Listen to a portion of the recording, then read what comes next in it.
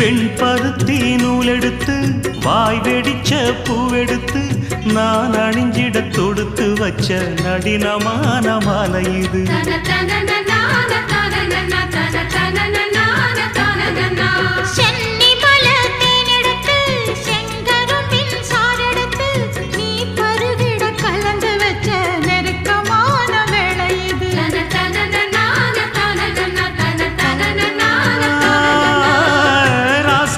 உடம்பிருக்கும் ரவிக்க துணி நானாக அன்னாடம் சூடி கொண்ட ஆசை வச்சாகாதா.